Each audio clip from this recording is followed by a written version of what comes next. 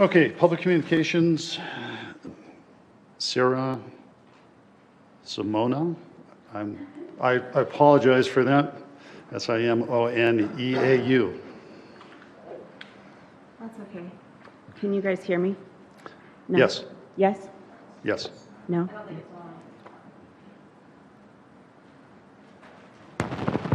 Just as a reminder, there's a 3-minute time limit. Yeah, I won't stay very Okay. much for And very at the long. end of 3 minutes, I'll be thanking you for your comments.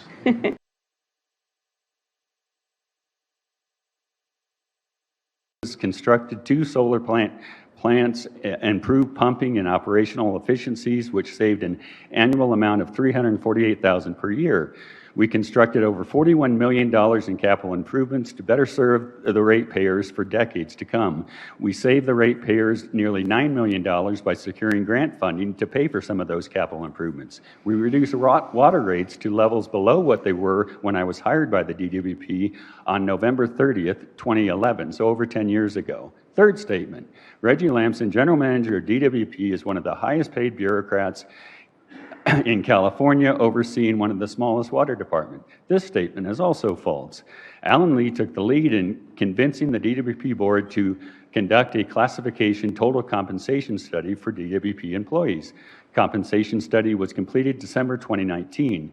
25 water agencies were evaluated and 12 were ultimately chose to compare against DWP. DWP's some of the agencies were smaller than DWP, some of the agencies are larger than DWP. The general manager's position was compared to 9 of the selected water agencies. DWP general manager's salary ranked 8th, which was 19.4% below the median. General manager's total compensation, including benefits, also ranked 8th and was 23.4% below the median. I'm not one of the highest paid bureaucrats in California or San Bernardino County, and the DWP is not one of the smallest water departments. Alan Lee's newsletter catchphrase is, "News you can trust from a..." Thank you for your comments. All right, Appreciate thank it. you. Okay.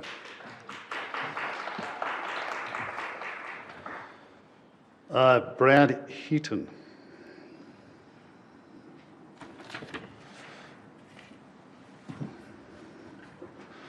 Good morning. There's a YouTube video going around of Alan Lee in a Memphis, Tennessee city council saying that he lives there, and in Atlanta saying that he lives there during the time that he was on the city council here. So I would just like some clarification on why he said that and where he resides. It's a question, not a comment. Unfortunately, we can't answer that. Would you like to take a stab, Steve? No, that's not on the agenda. Council members could make a very brief reply, but not for the purpose of achieving a conclusion, a determination, a result of any kind. You can ask staff, for example, to look into it if you wish, but otherwise that's not on the agenda today. The question is accepted, and you may consider it for the future. Yeah, I'd request some kind of resolution in the future that's super sketch. So, I mean, it's public, it's on YouTube. It's kind of embarrassing for the whole city, frankly. So, Thank you for your comment. I appreciate it. Patty Hafen.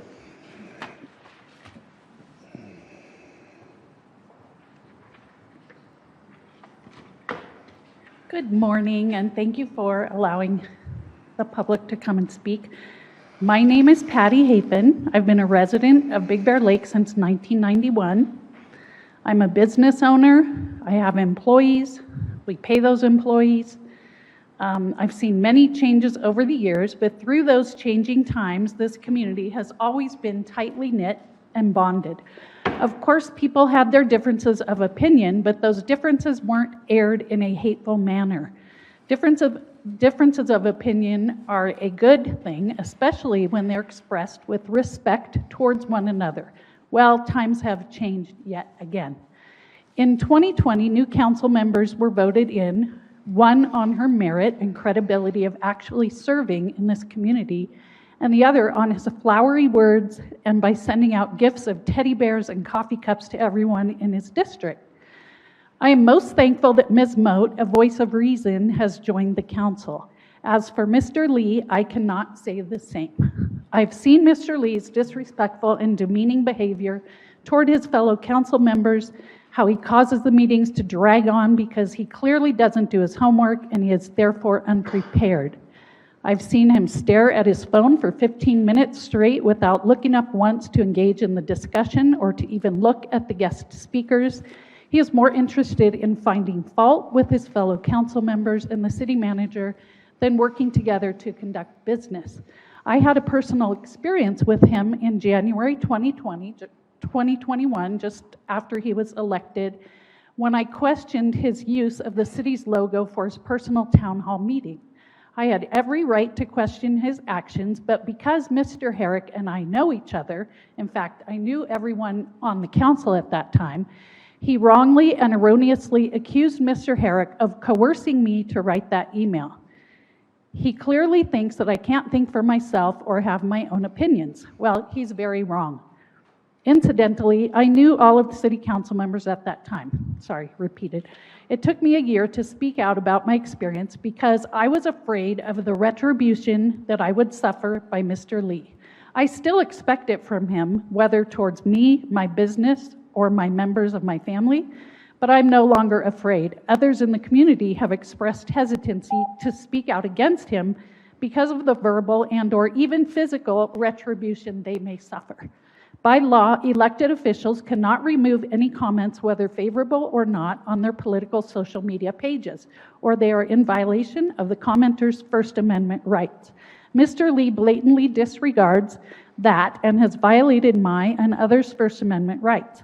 Look at his Facebook page, quote, Councilman Alan Lee, end quote. You will find only glowing comments in praise of him. I and others have posted. Thank you for your comments. Okay, thank you. Thank you. Thank you for the opportunity. Okay, we're moving on item 1.1. This is the only item on the agenda. And Mr. Deitch, I think that you'll be leading us off on this. Mayor and Council, you're convened today to consider the council rules of governance that have been adopted by the City Council in the past, and also to consider, because it's in your agenda packet, the rules of governance that were adopted for comparison purposes by the City of Victorville, another charter city, and that's provided to you for what they may be worth. By the way, in reviewing both, once again in preparation for this meeting, I've determined that although the Victorville rules of procedure are much more comprehensive, they're certainly more lengthy, they generally address topics, for the most part addressed in the Big Bear Lake Council rules of governance. However, they do go beyond that as well. So we're here today for you to determine whether you like the rules of governance you've adopted or want to tinker with them in any way. And generally speaking, you can have what I would call a team-building exercise around the rules of governance you've adopted to determine what's been working and what hasn't been working and why. So with that, I leave it up to the council to have a discussion and deliberation. Mr. Deitch, is it all right if I suspend the rules just slightly in that I'd like to have an open discussion?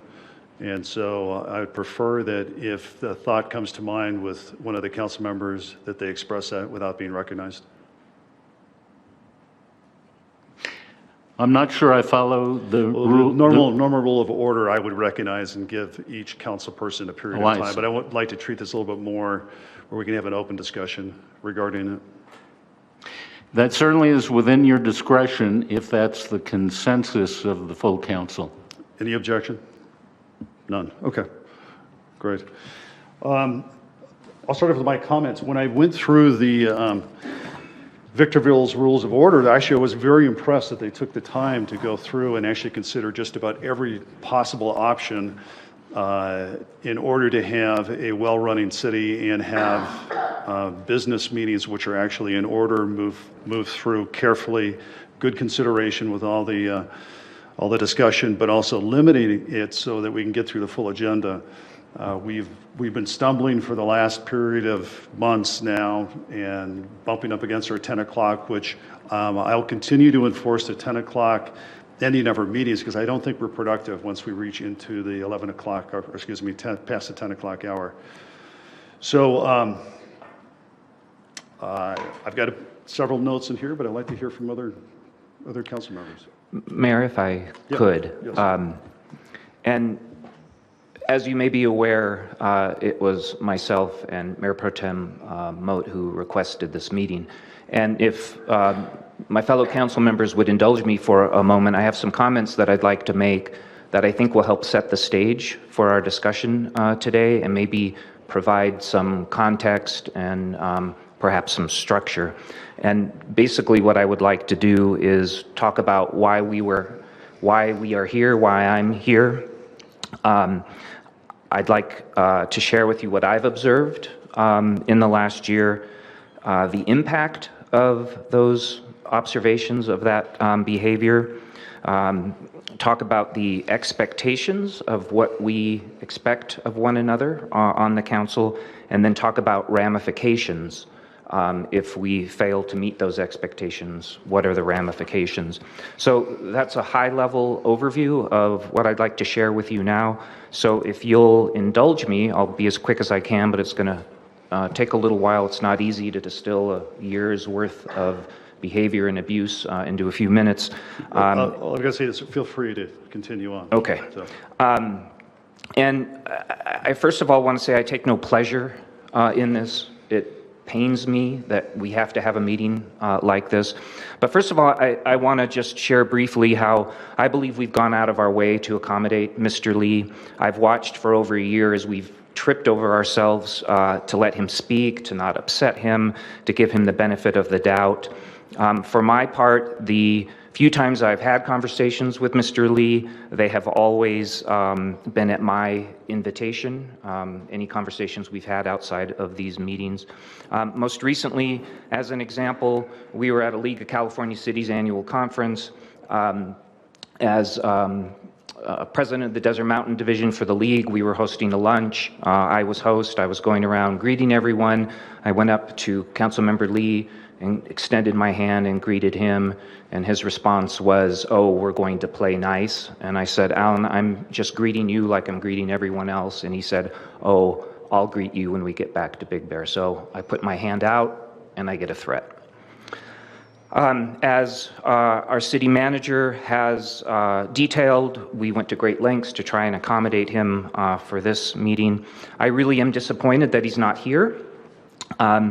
I would welcome to be able to have a frank conversation with him, but I think this is just another indication that he doesn't want to work with us, he doesn't want to solve problems, and that he is not prioritizing the effective operation of our city. And frankly, I won't be surprised if he uses it as another excuse to complain and criticize and play victim. So with that, why I am here and why I hope we are all here. I'm here to help our community. I'm here to support the organization that I was elected to. I'm here to provide governance, which is oversight and direction. And I'm here to hopefully affect healthy change. And I'm interested in the city quietly doing its work so that the things that we expect, roads we can travel, water comes on when we turn on the faucet, the trash gets picked up, all of those kind of things happen quietly and in the background. I believe, and I think our collective behavior supports, that you all are here for the same reason as well. I am not here to manage, which is different from governance. I am not here to organize a union. I am not here to enact my personal agenda. I'm not here to inflate my importance. I'm not here to refer to my office or hire an assistant. I'm not here to feed my ego.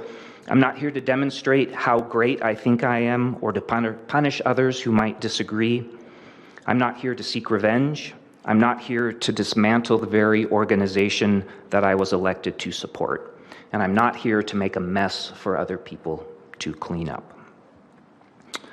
So with that, here is behavior that I have observed over the last year plus. This is behavior I believe we've all witnessed. This is behavior that's clearly visible and documented in public meetings, in emails, in newsletters, in videos.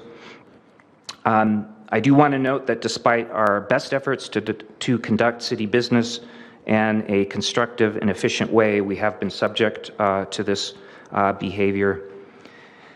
And I'm going to be brief because this could go on for a long time. I'm sure everyone or you all have your own examples of incidents that support this behavior, but here are observations that I have made and experienced from Mr. Lee over the last year. First one is bullying. We've been subject to intimidation tactics, threats, belittling others, tearing people down instead of building them up, cross-examining city staff, setting them up for gotchas, threatening citizens' initiatives if you don't do what he says, if you don't eliminate vacation rentals, if you don't double the TOT tax, if you don't dissolve the DWP, there's going to be a citizens' initiative. We've witnessed him personally attacking private citizens who disagree, and then, like a good bully, playing the victim when you're caught. This sadly reminds me of expulsion hearings that I went through when I was on the school board. Grandstanding. We've seen shameless self-promotion, self-aggrandizing like playing Santa Claus, excessive time-consuming comments that run out the clock and keep others from participating, using up all the oxygen in the room, and using the public forum, public resources to promote campaign events that are disguised as city activities. Dishonesty. We've seen skillful, blatant misrepresentation, outright lies, transferring his own behavior onto others, gaslighting. I've lost count of the comments I've gotten from citizens who are incensed by his hypocrisy. We've seen him create communications and events designed to mimic city communication and events. We've heard him say he has the best attendance at DWP when in reality it was the worst. We've seen him say that we gave a secret city manager bonus when it was done publicly and appropriately, and we could go on and on. We've witnessed a lack of self-control. The constant need to respond to criticisms, having the last word, saying he will be brief and then taking 5 minutes. We've seen interruptions, we've seen outbursts, and we've seen unsettling, threatening public tantrums. Exploitation. We've seen him seek to gain leverage, push up to and past the line, disregard the norms and civility. We've seen him rely on us to be polite and civil, and then using it against us. We've seen him make others look bad so he can look good. We've witnessed him harvesting emails of local agencies and sending political newsletters. We've seen him co-opt people, using their names and in participation, unbeknownst to them, to imply support. We've seen him exploit people's pain.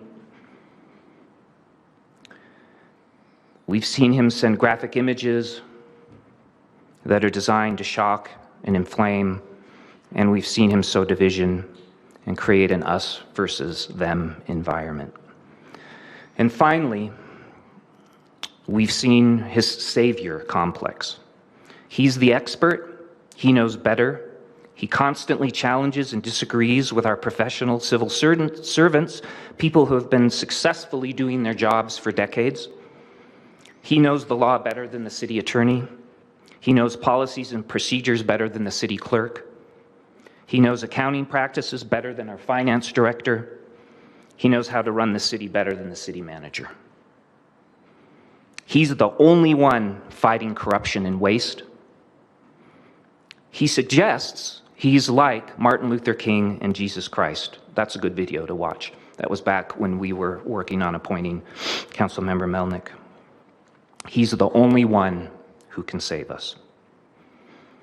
So that's a quick recap of what we've experienced in the last year. Now I want to talk about what the impact of this behavior is. I don't think any well-run organization tolerates this kind of behavior that we've witnessed and that I've described. It creates an unhealthy organization. It creates a damaging culture of fear and stress and distrust. It hurts people and it causes trauma. We don't get the best work out of people in this environment. It wastes resources. It's very inefficient because we're consumed with this dysfunctional behavior. It drives away good people who are here for the right reasons, good people who know better than to serve in this kind of environment. It makes it so we can't attract new good people. And I have seen good people leave, and I'm fearful there will be more. It creates distrust. It undermines our local government.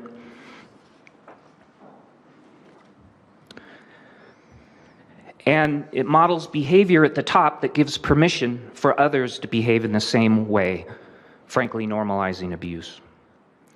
And finally, it creates exposure to the city for legal claims and expensive payouts.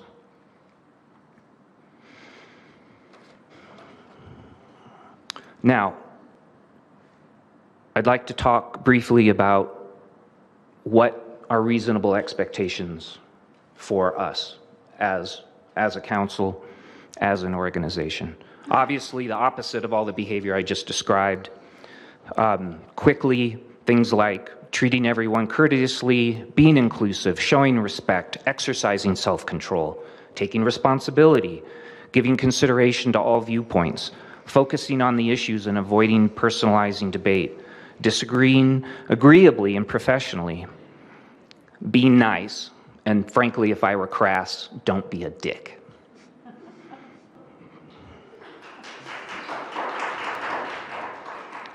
I am sure I have more work to do. I'll be the first one to admit that I'm not perfect.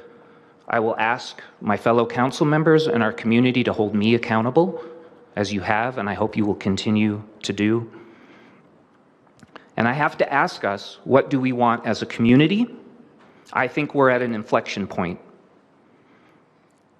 Maybe you want a community filled with Alan Lees. You may get it. There's a saying in political circles that the people get the government they deserve. I hope we deserve better than that. So that brings me then to ramifications. If we don't meet reasonable expectations, what are the ramifications? What behavior are we willing to accept? What corrective actions do we take? We're going to have a discussion here in just a second about amending the rules of order. Do we formally reprimand or censure behavior like I've described? Do we have an obligation to maintain a healthy work environment? Do we have a responsibility to investigate the impact of this behavior on staff?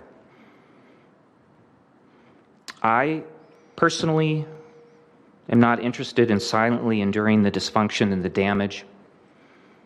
I've really struggled with how I personally respond to this kind of behavior because I don't want to be like that. I want to do the city's work. I want to be helpful. And it's really quite a dilemma. And I recognize that to some degree, right now, I'm playing into Mr. Lee's hand. I recognize that, but there's a point at which you need to fight back. So with that, I appreciate your indulging me. I hope that's helpful. I would welcome any other thoughts that the rest of the council has, and then I would ask maybe at some point we could address that question of what is the ramifications, and are we as a council interested in sending a message of reprimand or censure? Thank you for listening. Well put, Councilman. Appreciate that.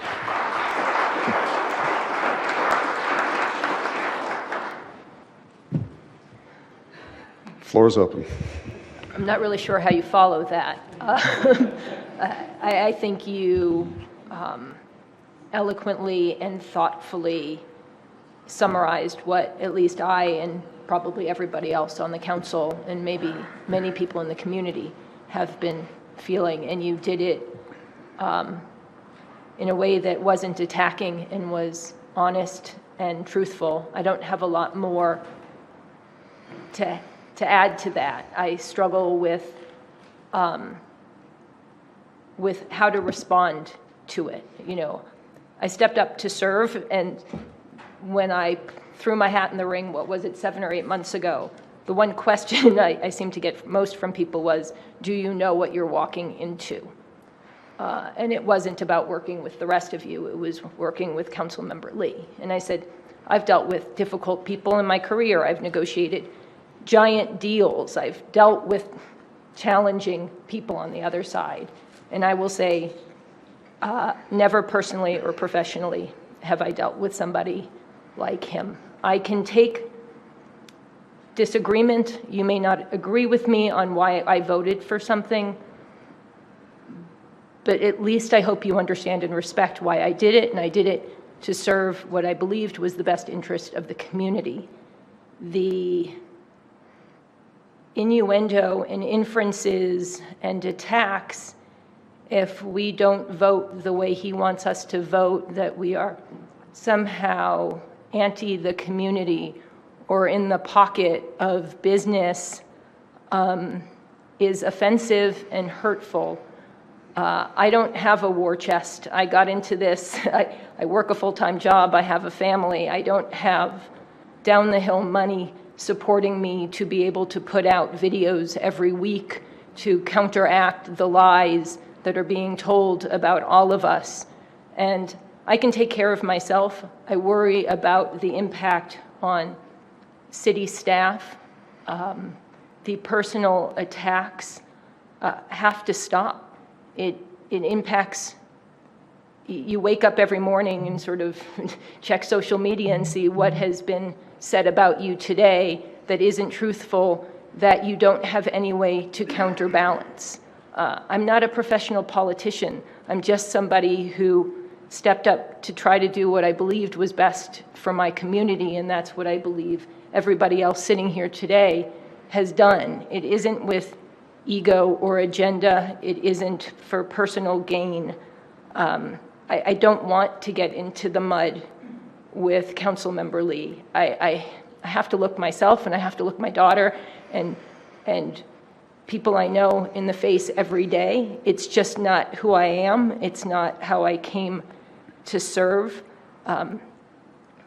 It goes beyond sort of figuring out the rules, and I did like the Victorville rules, unfortunately, quite a bit. I think it does come down to how do we counterbalance it? How do we get back to decency and civility and doing the people's work and doing what is right for the community and not having it suck all of the oxygen and energy out of the room and impact good and decent people who are just really trying to do what is right for our community.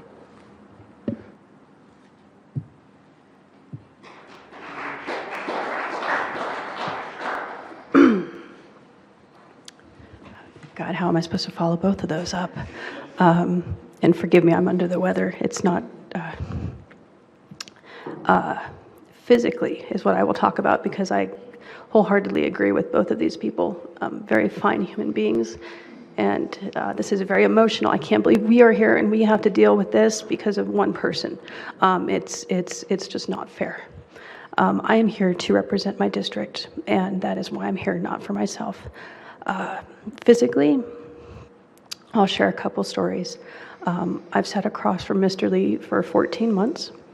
He's looked at me one time in 14 months, no matter when I'm speaking, no matter when he's speaking, whatnot. If he's on his cell phone, he looked at me one time, and it was to hold my gaze for about 20 seconds, and it was just a power trip. But I've been looked at one time as a colleague.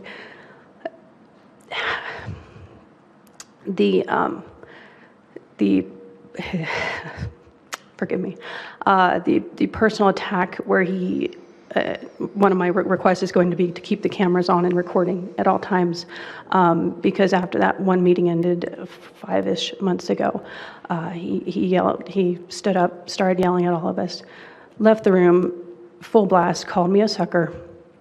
I was walking out with Councilmember Melnick, came right back in, stood about 6 inches from my face, told me that we needed to have it out, and that I would listen to him. And actually, no, I'm sorry, that is the second time he looked at me.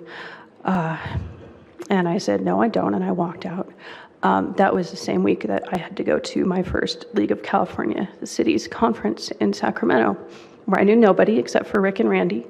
And of course, we didn't know if Alan was going to be there. So I didn't know he was going to be there until he shows up at the same conference where he wouldn't shake Randy's hand. And he made a point the next 3 days to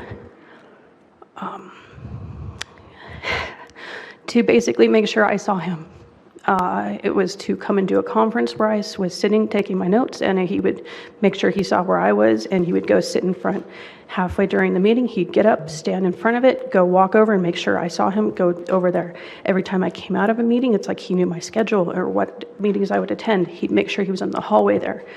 Walking to and from the hotel was uncomfortable. So basically, my point is, I don't know what to expect every single time I come into a meeting, and that is not fair. I know how Councilmember Melnick is going to treat me. She's not going to yell at me, hopefully. I haven't disagreed with you that much yet. I know what to expect from Rick. I know what to expect from Randy.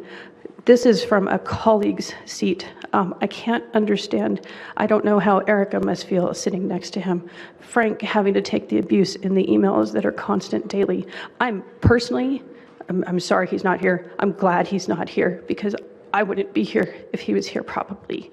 I can't do this. This is physically, this sucks. I stepped up. I've been a volunteer in this community from the day when we moved up here. I love this community. I want to see it prosper. It doesn't matter if you agree or disagree with my opinions, but I made sure I got to know my neighbors. And my neighbors are my entire valley. My neighbors are in my phone. They're not because they live right next door. My phone has more people that I know in this valley than I've known in my entire life because of my involvement in this community and my husband's. And to take these personal attacks, to have Greg called out because he's getting involved, and he's now here every single meeting and he won't miss a meeting because of this. It's just not fair. And so I'm not as eloquent, and forgive me because I came with a lot of rules of order to put into place to try to help stop this. That's my MO. But this just emotionally and physically, it's not worth it.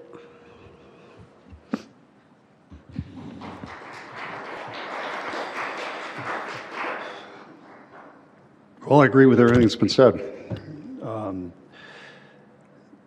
Sadly, I've been at the dais for almost 16 years now, and prior to that, involved in various levels of politics, including state level and to a certain extent on the federal level, and this is unprecedented. I don't even know how to describe it at times, so it's very sad at times. I'm not even sure how to proceed on to have us try to get business done. With this said, it's taking a toll. It's taking a toll on members of City Council, and the worst thing that happens from that is that it's getting time for me and others to make way for young leaders to come through. And how do you get young leaders in our community with this sort of behavior that happens here? I can't imagine even hardened politicians would turn this down with what we have to deal with. So, what can be done? Yes, I think there are things that can be done. Will they be effective? I'm not sure what would be effective and not effective, but I think at this point right now, we need to do whatever we need to do. And if there's criticism that comes from the community for us doing the right thing, I'm willing to take it. That's absolutely fine with me. So, what we like to do with the rules. I mean, I honestly looked at this 55 pages of rules that come from Victorville with with taking some of the names out of Victorville and replacing it with Big Bear. With a few exceptions, I would almost accept it as is. We can change it in the future, but for right now, it seems to be appropriate, but I would love to hear input regarding the rules itself, see if there's any tweaks, ideas, thoughts that might come forward. Maybe to provide a little context, some of us are aware about how Victorville has had their own challenges with elected officials, not dissimilar to what we're going through. I'd argue not as bad as we're going through. And I believe those are the result of having to deal with those kinds of personalities in that kind of environment. So I know I've talked with the mayor of Victorville and other cities, especially in our Desert Mountain Division, that have been very helpful and very supportive, that have had to deal with similar incidents like this. So I just want to provide that context that that's one of the reasons why we're looking at those specific rules of order, and it's because Victorville has been through similar things, and that's the result of it, for what it's worth. Appreciate that. And the floor is open, so. Well, I read through Victorville's, and I very much like it, and this is my forte as far as going through rules and things like that. I do have some additions that I would be interested in making to them, just to eliminate possibly some of the personal touches that Councilmember Lee could make with our staff. And it's things like, and I'll read just a couple of them off. One of them, because I've noticed the excessive time and financial impact it's taking on staff for some of his requests, is that anything, and this is in Murrieta, Hesperia, and Victorville, anything that would take over 20 minutes or at a time of our discretion to do, whether it's a request, a public information, et cetera, anything over 20 minutes needs to come before the full body of council to review and approve before it moves forward. So some of his requests have been taking 40-ish hours. That is one that I think. So this would be a request that might come into the city manager saying I'd like X, Y, and Z done. Mm-hmm. And if it's determined that it's more than 20 minutes, it would have to come to the full board for approval. We have like a standing agenda item, just says any request from council members, and even if it's just for emails for city employees, whatever it might be, if it takes over a certain time limit, that it needs to come for full approval. So that would be one recommendation. And then another one to eliminate or reduce the impact to staff that doesn't necessarily report directly to us, is that communications can only be directed to our city manager, city clerk, and city attorney, unless initiated or by another employee or with the approval of our city manager. So he can't go directly, none of us can go directly to Kelly or to Rebecca, et cetera, to maybe minimize that impact. So those were two that I felt very, very strongly about that we're missing. I would agree with both of those additions. I think it's just a matter of, I think 20 minutes is likely too short. I think it's reasonable, but. Councilmember Remote, was there a reason for 20 minutes? Yeah. Just it's. 20 minutes was an average from the agendas or the rules I pulled. So okay. It could be an hour, it could be 30 minutes, it could be 2 hours. Our discretion. Okay. 3 minutes. Okay. Ready. A couple to consider. I believe, I don't know where we're headed with this exactly, but if it's a case of looking at adopting or folding in Victorville's to our existing ones, that's fine. If we move in that direction, I would ask that perhaps we direct staff to do that, and then we review the document in its totality so we can get an idea of how everything aligns. And that might very well be an efficient way to go about doing this. One of the things that I would like to request, and I would defer in part to the city attorney on this, but there's been a lot of questions raised, and a lot of people have asked me privately about Mr. Lee's residency up here. And one of the things that I think would be important to include on any kind of applications that we have up here for say, appointments to boards or something like that, is that we include the clause under penalty of perjury. Because that gives it a little, and Perry, you may be able to weigh in much better than me, it gives it a little more teeth as I understand it, and that it would maybe prevent people from geographically trying to game us. So that would be one suggestion. Perhaps we could direct staff to look at what applications people might apply with, using where it might be appropriate to add that in.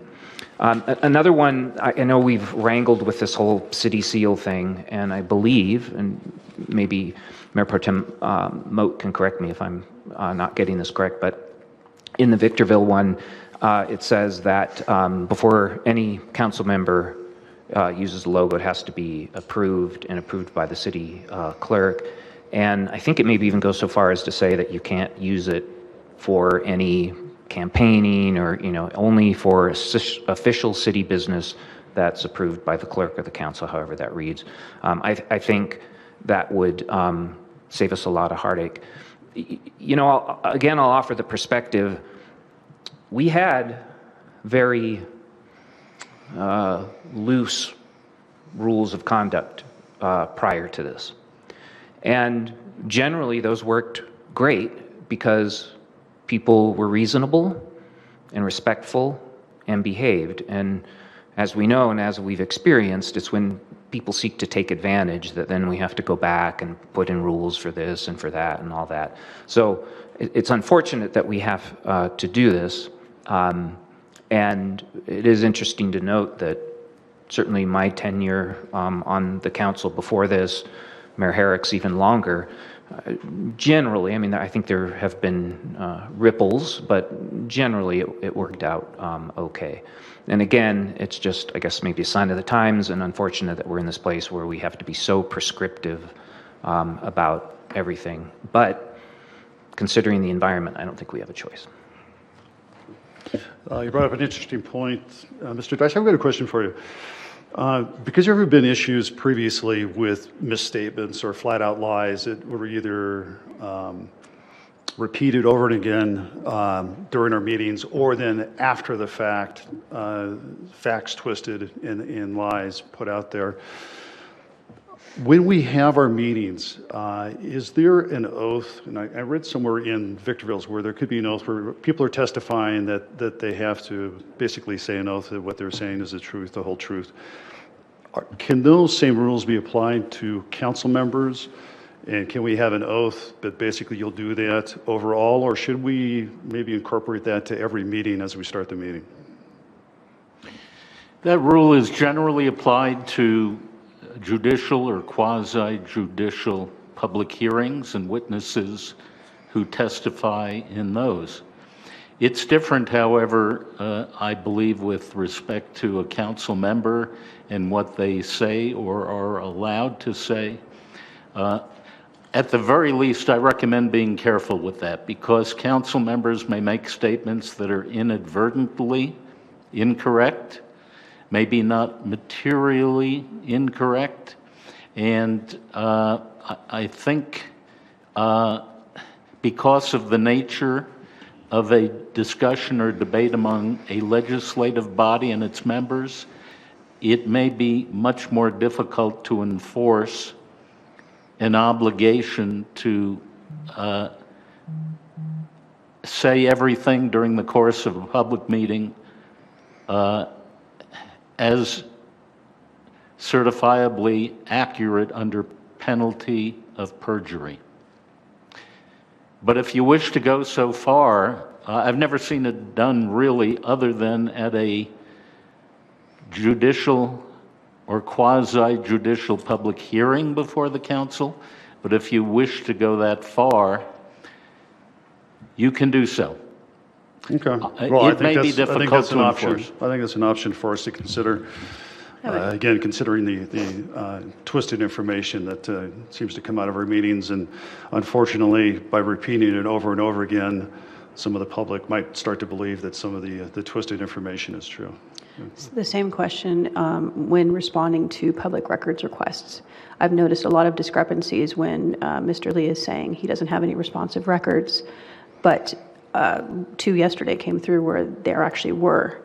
So is there something that we can, at least for that, because we're producing records for maybe, well, first I'd like to clean up the language on using city email addresses. I don't think it's proper or transparent that he uses his personal.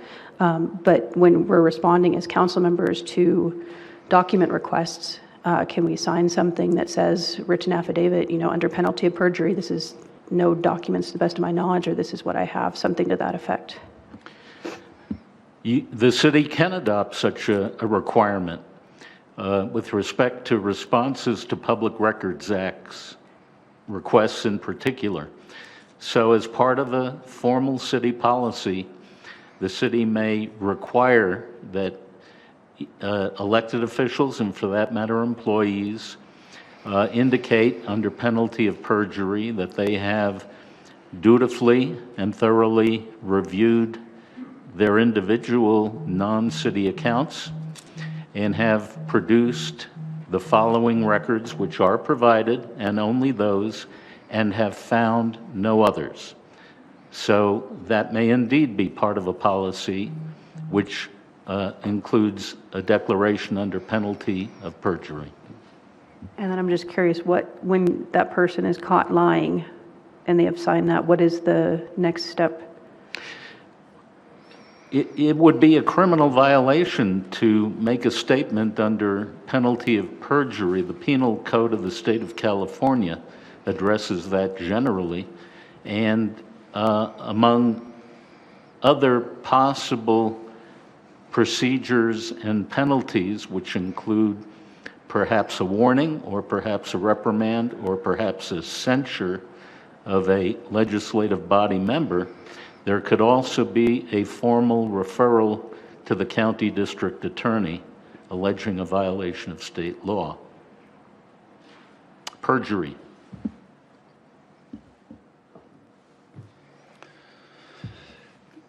One of the issues that continually comes up has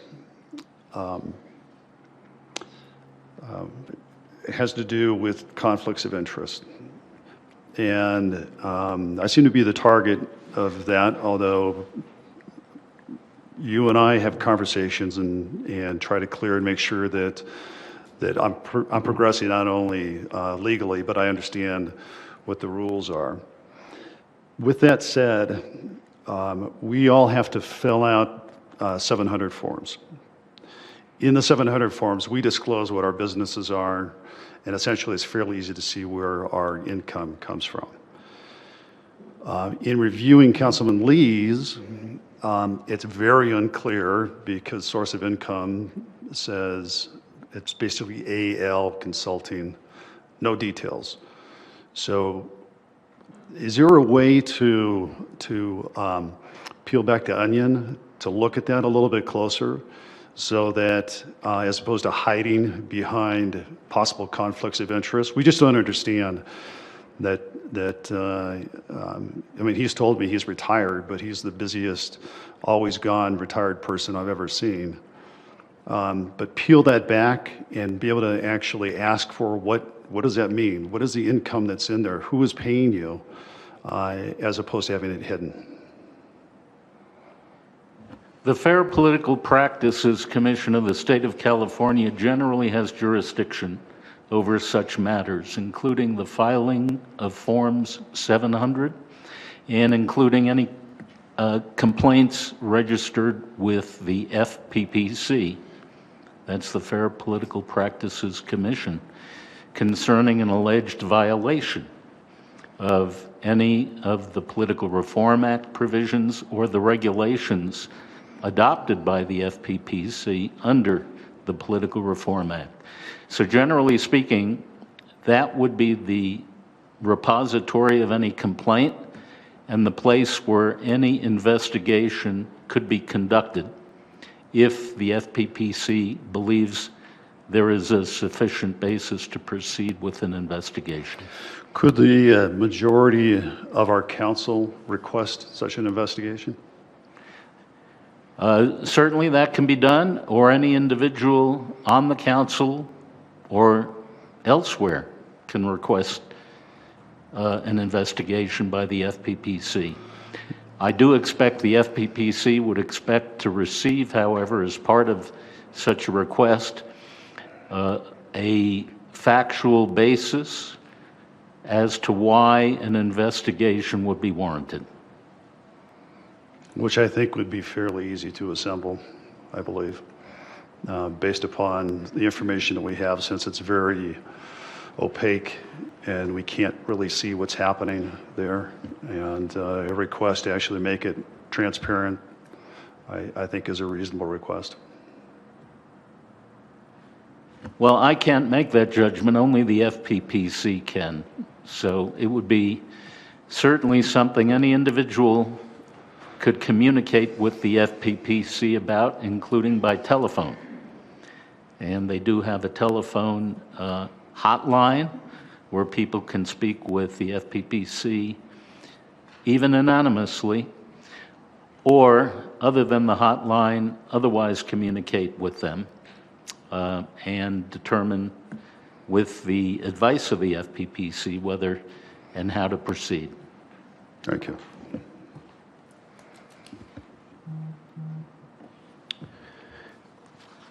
Mayor, if I could, but I want to be mindful that I don't take us off course. And so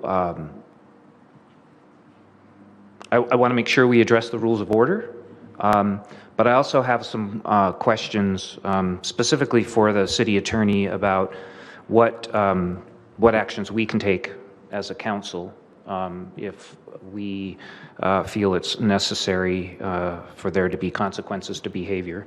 And I'll ask Steve to maybe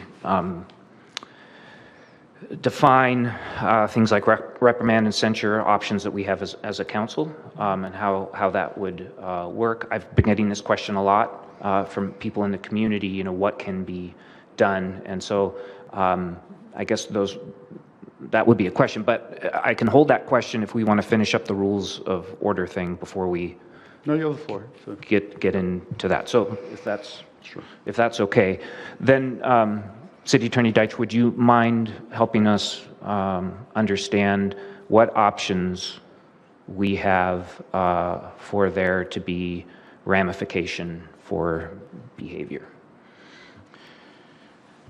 There are generally three actions which, in my opinion, could be taken by a legislative body like the City Council regarding behavior of one of its members that's deemed to be inappropriate or in violation of a policy.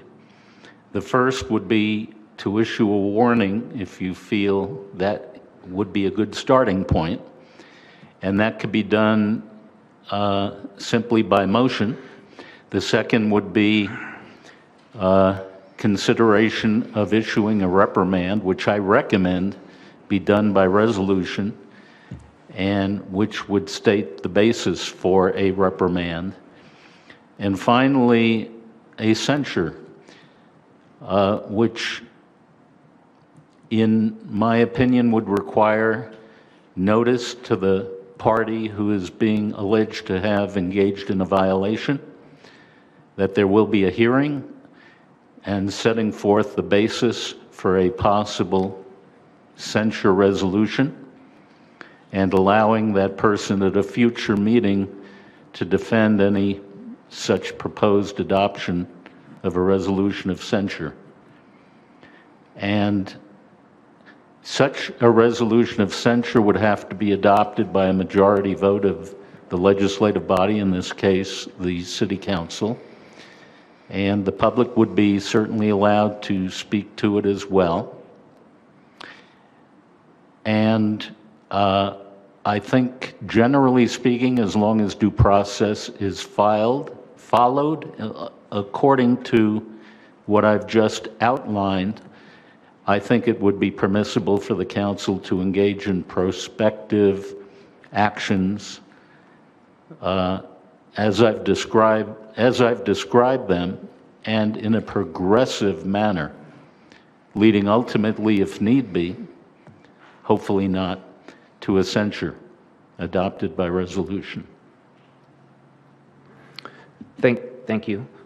I'm just curious, is there a step after censure? Like if the action that they're censured on continues? You can censure again if you like. You can't remove a council member from office. That can only be done if there is a basis for concluding that the council member has engaged in egregious violation of a state law or misconduct in office, such as fraud, such as embezzlement, such as selling votes, anything like that. And that would be a referral to the district attorney. Beyond that, Steve,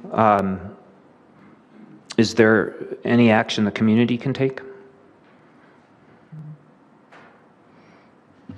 The community can refer to the district attorney for investigation. Any complaint of what I just described beyond what the council itself could do, and that is a complaint that there has been a misconduct in office by a council member. The district attorney will surely look for specific facts presented to determine whether an investigation is warranted. And the district attorney likely would want there to be some investigation conducted in advance by anybody in the public who might wish to present something to the DA. But yes, any member of the public could refer something to the district attorney. And of course, anybody among the public could urge the council to consider a warning, a reprimand, or a censure of a council member. So does that mean then that we or anyone is stuck with an elected official for their full term? Well, they were elected for a full term. They're expected to serve a full term, and it's not for any general disagreements about policy or even minor disagreements with the manner in which they exercise their conduct at a council meeting or even otherwise. It's only if they engage in misconduct in office of the type and nature I described where they would not necessarily be allowed to fulfill their term of office. Short of that, there's very broad discretion on the part of an elected official to engage in free speech, to communicate with constituents as they wish, to be challenged by others in any which way others feel they should be challenged, but nonetheless, as elected officials, to engage in what I would loosely call politics. And that includes the ability to fulfill the term of office to which they were elected. Okay. Thank you. If I could just tag on to that, I think maybe what Randy was referring to, if the public wanted to have a recall effort, that would be up to the public. That would not be business that we would handle here at the city council level. Thank you. Yeah, I overlooked that very important avenue for the public to pursue if they wished, and that is to initiate a recall petition of an elected official. And that requires the preparation of a recall petition, have it approved for circulation by the city clerk, have it circulated in order to obtain the required number of signators within a limited period of time specified by the Elections Code of the State of California. And then if it achieves the required number of signatures, placement on a ballot, either at a special or general municipal election, as to whether to recall the elected official. And the ballot would also read, if you do wish to recall them, who would you like to see then elected to replace them? And presumably there would be candidates listed on the ballot right then and there, that same ballot, to do that. But that is another recourse for a member of the public. To elaborate on something that you mentioned, which was investigation, that a private party would have to do some investigative work in order to then, I'll say, hand that off to the district attorney or to the California State General Attorney. If we suspect as a council that there is something that is either inappropriate, illegal, however you want to define it, can we initiate ourselves an investigation? You can, and if you look at the Victorville example in your agenda packet, they do describe how an investigation prior to censure could be called by the legislative body. So you do have that authority. Okay. Mayor, if I could,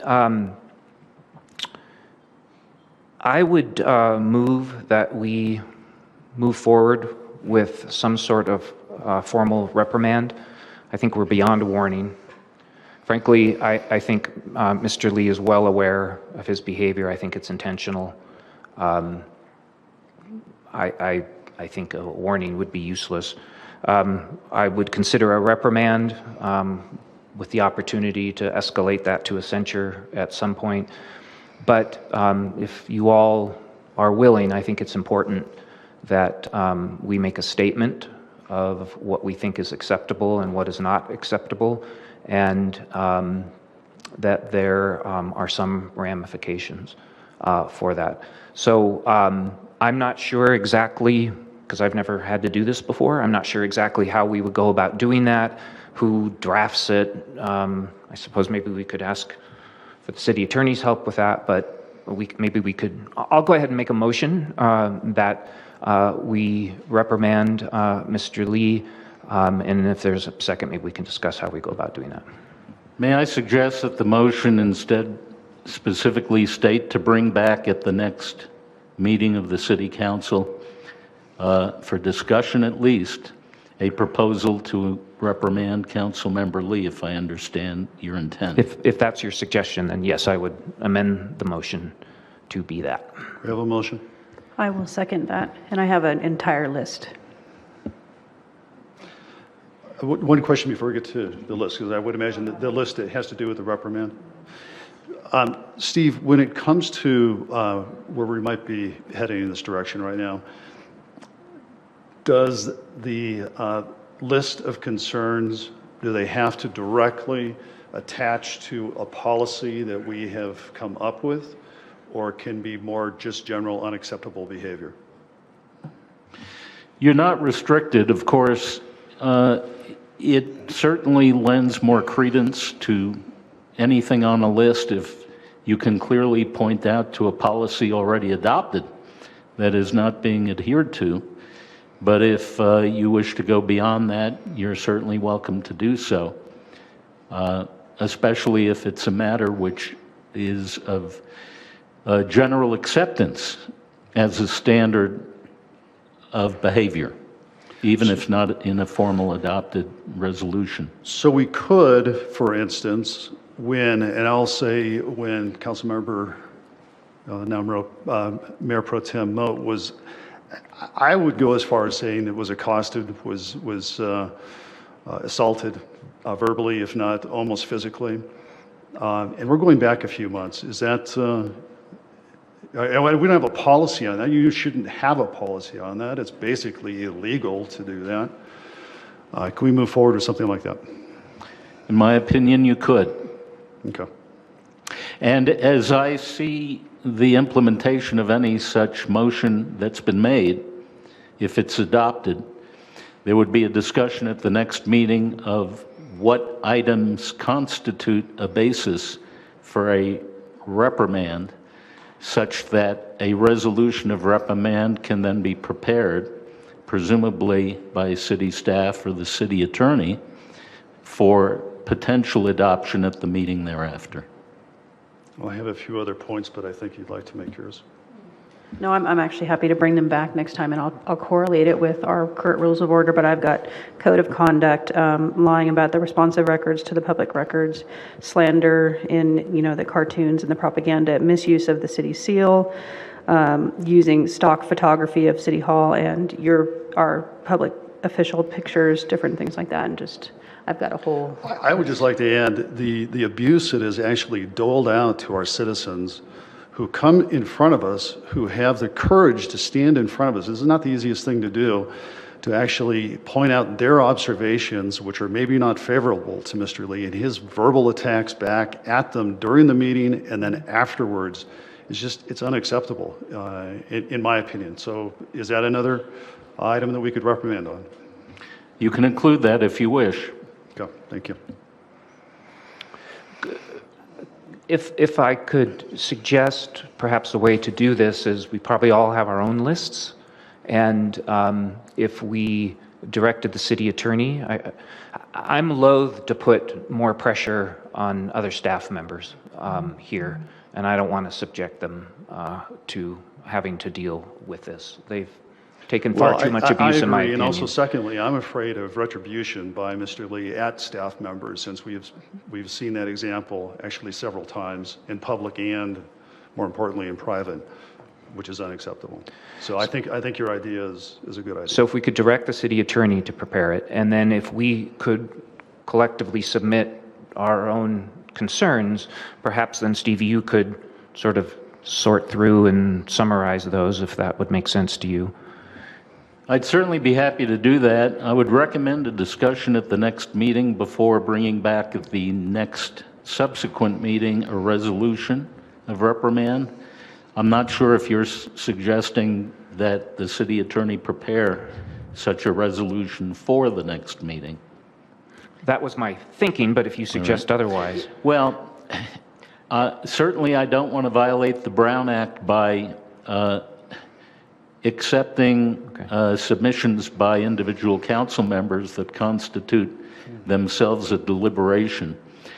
In my opinion, without deliberating amongst yourselves, certainly amongst a quorum yourselves, one council member is allowed to speak with one other, but no more, and that other or the first cannot speak with yet a third, because that would involve a daisy chain meeting, which would violate the Brown Act involving a quorum.